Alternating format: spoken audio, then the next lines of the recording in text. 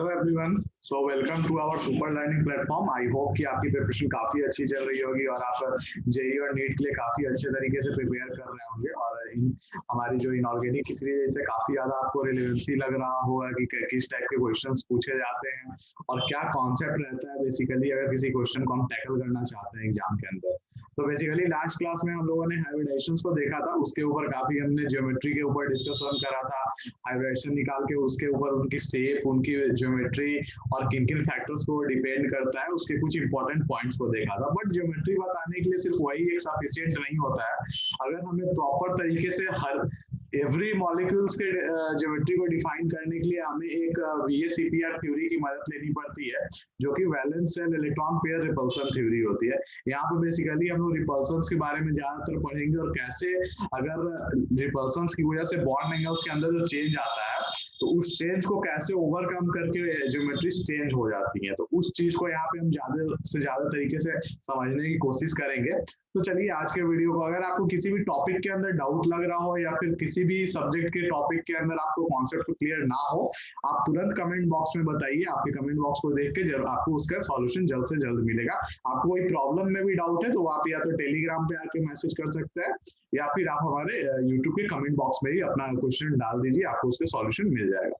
तो पहला पॉइंट जो हमारे पास आता है, in a molecule central atom is surrounded by three types of electron pair, that is sigma and pi and the lone pair.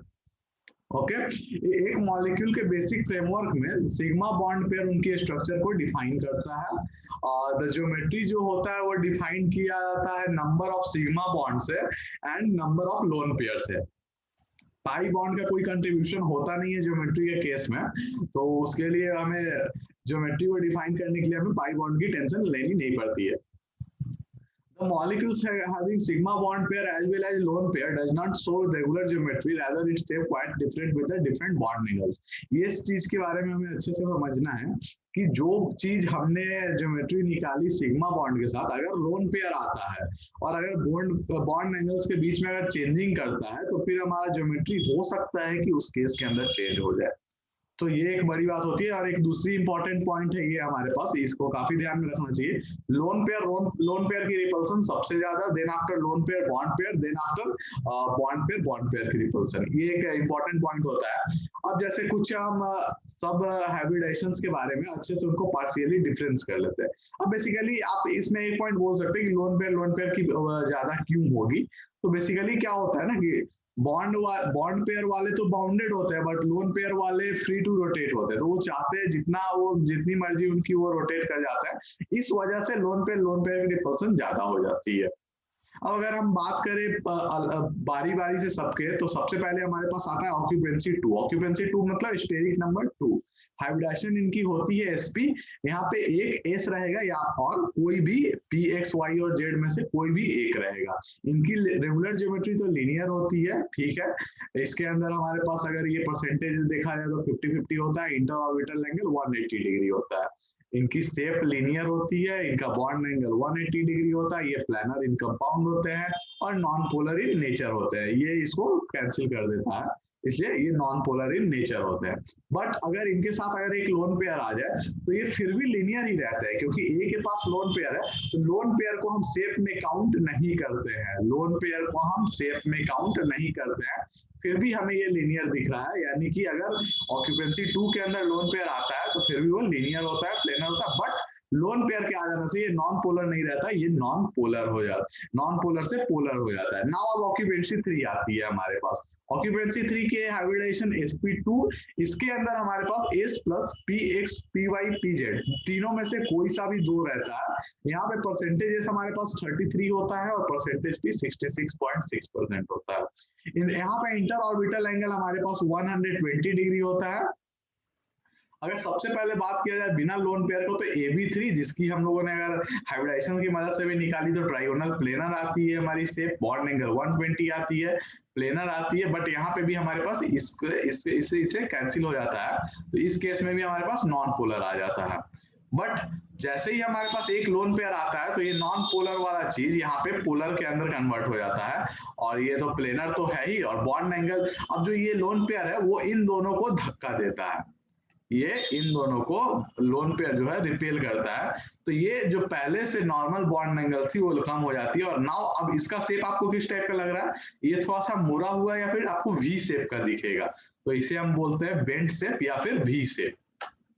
ना अगर हमारे पास दो लोन पेयर आ जाए, अगर फिर से दो लोन पेयर आ जाते तो लोन पेयर को तो रिपेल करेंगे, बस यहाँ पे बॉन्ड एंगल डिफाइन नहीं होता है, क्योंकि अब दो लोन पेयर के केस में यहाँ पे बॉन्ड एंगल इसमें ऑक्यूपेंसी 3 में डिफाइन नहीं है, बट शेप इनका लीनियर होता है। ना हमारे पास थर्ड जो आता है ऑक्यूपेंसी 4, इट्स sp3, यानी कि टेट्राहेड्रल रेगुलर ज्योमेट्री होगी इनकी। अब देखते हैं कि लोन पेयर यहाँ पे क्या क्या चेंजेस ला सकता है। यहाँ पे इंटर ऑर्बिटल एंगल इनका होता है 109 डिग्री 28 मिनट, जो कि इसका बेसिकली एंगल है। अगर AB4 की बात करें तो यहाँ पे टेट्राहेड्रल एंगल होता है 109 डिग्री एंगल होता है। नॉन प्लेनर होता है ये, क्योंकि ये तो एक ही प्लेन में सारे एटम्स इसके रहते नहीं है, तो ये क्या होता है कि नॉन प्लेनर इन नेचर हो जाता है, और नॉन पोलर भी होता है। बट जैसे इसके पास एक लोन पेयर आता है, आप जैसे कि आप NH3 का एग्जाम्पल देख सकते हैं, इसके लिए बेहतरीन एग्जाम्पल।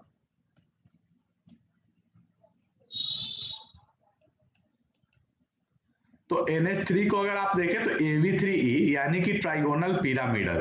ट्राइगोनल पिरामिडल इसके लिए एग्जांपल है, इसको तो काउंट नहीं करेंगे तो आपको ये ऐसे दिख रहा होगा। अगर आप मेरी फिंगर्स को समझने का प्रयत्न करें तो ये आपको कुछ इस तरह से दिखेगा। तो बेसिकली अगर हम यहाँ पे एक प्लेन रखें तो ये पिरामिड शेप का आपको दिख रहा होगा। तो ये ट्राइगोनल पिरामिडल इन शेप हो जाता है, bond angle less than 109 degree, non planar in nature.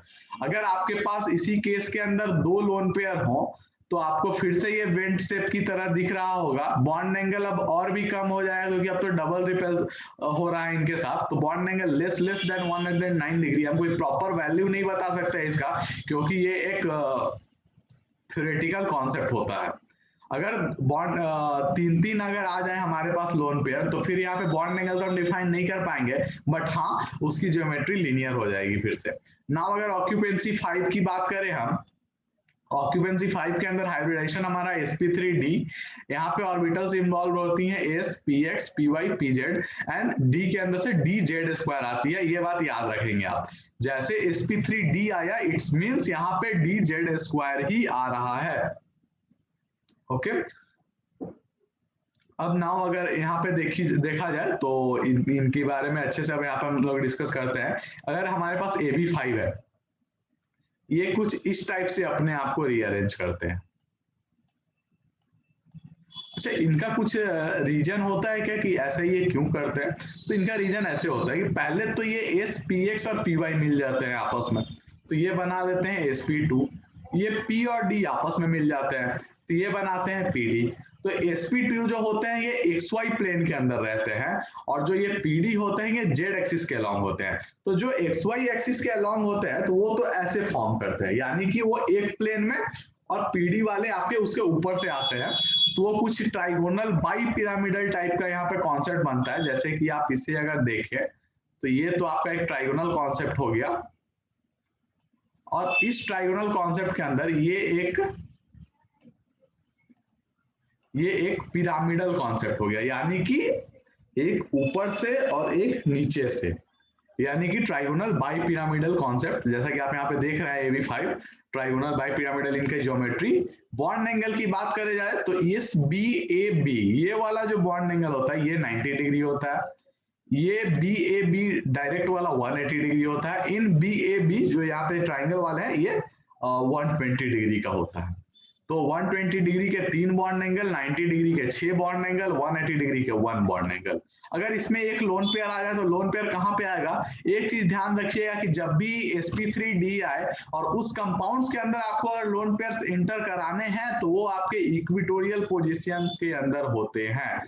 Basically इसे हम इक्विटोरियल पोजीशन का नाम देते हैं और इसे हम एक्सियल पोजीशन का नाम देते हैं। एक्सियल पोजीशन पे परसेंटेजेस कैरेक्टर नहीं होते, तो यहाँ पे आपको जो भी मोस्ट इलेक्ट्रोनेगेटिव एटम आएंगे वो सारे एक्सियल पोजीशन पे पहले आएंगे, फिर आपके पास इक्विटोरियल्स के अंदर जाते होंगे।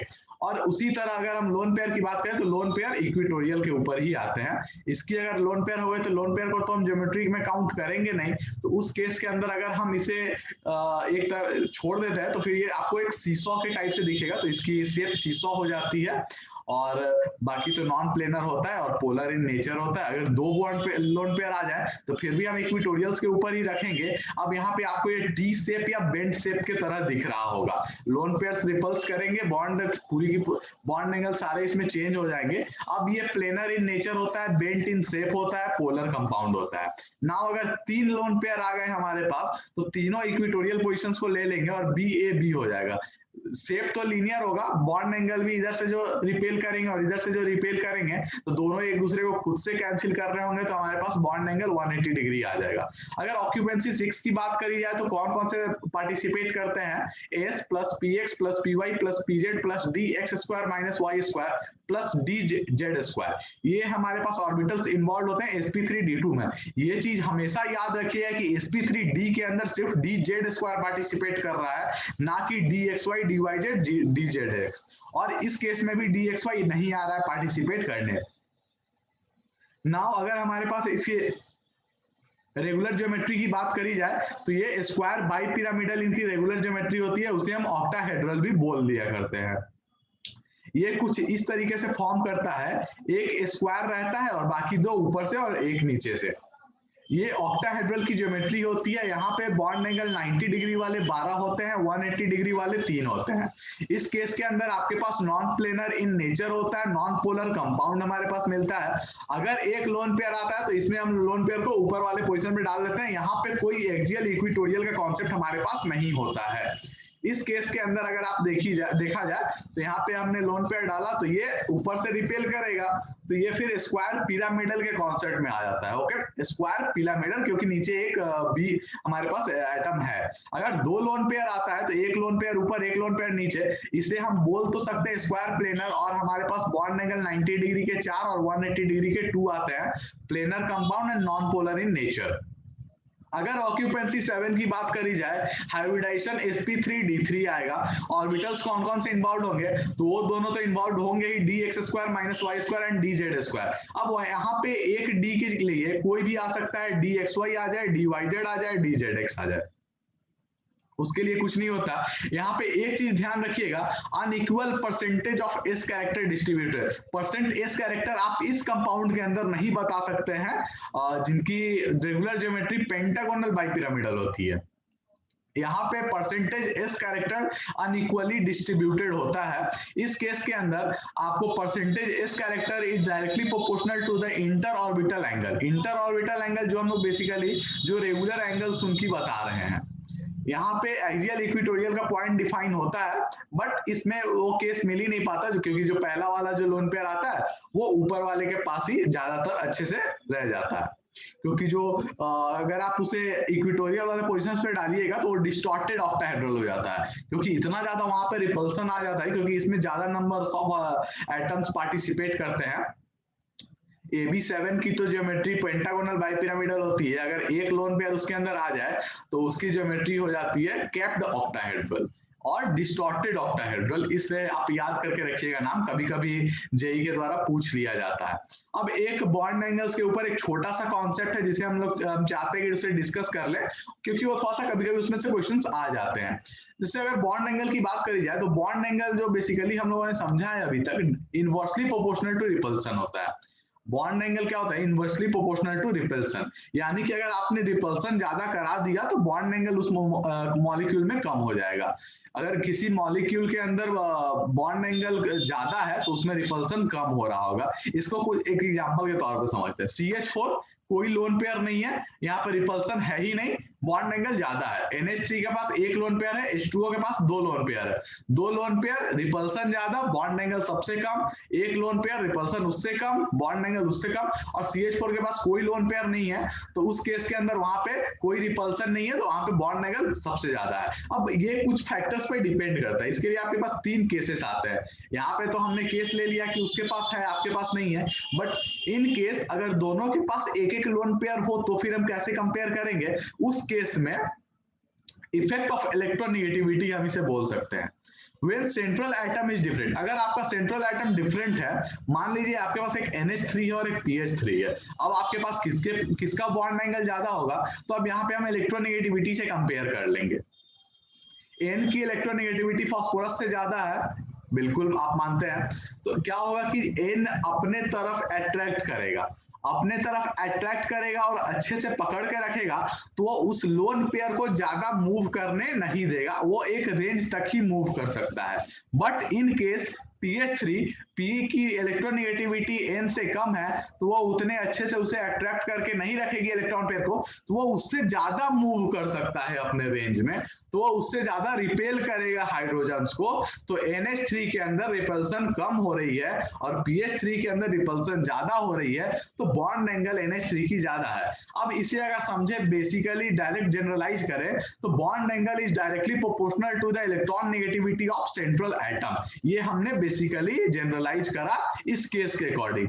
क्या हो अगर सेंट्रल एटम सेम हो, मान लीजिए अगर आपको NF3 NCl3 NBr3 दे दिया गया, आप क्या करेंगे आप, क्योंकि अब तो तीनों में ही सेम सेंट्रल एटम है, एक एक लोन पेयर है, आप कैसे डिफाइन करें, तो अब सराउंडिंग एटम के ऊपर अपन आ जाते हैं। सराउंडिंग एटम के ऊपर अगर इलेक्ट्रॉन नेगेटिविटी हम डिस्कस करते हैं, तो F की इलेक्ट्रॉन नेगेटिविटी सबसे ज्यादा Cl से भी, F तो मोस्ट इलेक्ट्रोनेगेटिव है। अगर F की F क्या करेगा कि इन बॉन्ड्स को अपने इलेक्ट्रॉन्स पेयर को अपने तरफ खींचेगा, इससे कम तरह से ये खींच रहा होगा और इससे कम ये खींच रहा होगा। तो जब F इसे अपने तरफ खींच रहा होगा, तो वो उसे रिपेल कर रहा होगा। इसका मतलब अगर रिपल्सन NF3 के अंदर ज्यादा है, उससे कम NCl3 में और उससे कम NBr3 में, बेसिकली हम बोल सकते हैं कि NBr3 के बॉन्ड एंगल्स को ज्यादा मिल रहा होगा। अगर इसे हम जनरलाइज करें, तो bond angle is inversely proportional to the electron negativity of surrounding atoms. चलिए ये भी केस हमने समझ लिया। अब ऐसा केस भी आ सकता है जिस केस में तो लोन पेयर हो ही ना, सिर्फ और सिर्फ हमारे पास बॉन्ड पेयर ही हो, यानी कि CF4 CCl4 CBr4 CI4। अब यहाँ पे साइज वाला फैक्टर मैटर करेगा। अब CF4 छोटे छोटे साइज में 4 है, I4 बहुत बड़े साइज में 4 है, तो आयोडीन अपना रिपल्सन कर रहा होगा उस केस के अंदर। तो जब आयोडीन के अंदर मोस्ट रिपल्सन है, तो उस केस के अंदर क्या हो रहा है, C4 की बॉन्ड एंगल सबसे ज्यादा, then after CCl4, then after CBr4, then after CI4। तो ये कुछ बहुत ही इंपॉर्टेंट पॉइंट्स है। इसके बाद कुछ बहुत ही जनरली फजांस रूल, और अभी हमारे पास बहुत सारे इंपॉर्टेंट टॉपिक्स अभी बाकी हैं, जहां पे हम सॉलिड्स को डिस्कस कर रहे होंगे, जहां पे हम सिलिकेट सिलिकॉन्स को डिस्कस कर रहे होंगे। तो नेक्स्ट जो टॉपिक आने वाला है वो काफी इंपॉर्टेंट है और उससे काफी ज्यादा क्वेश्चंस पूछे जाते हैं।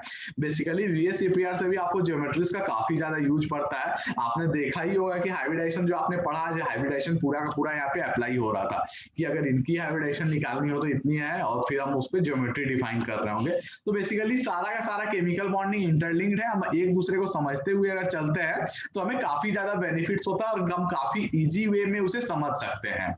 तो उस केस के अंदर हमें सबको ध्यान में रखते हुए चलना है, और जैसा कि अभी तक हमने चला, और फिर नेक्स्ट टॉपिक जो हमारे पास आने वाला है काफी बेहद इंपॉर्टेंट है।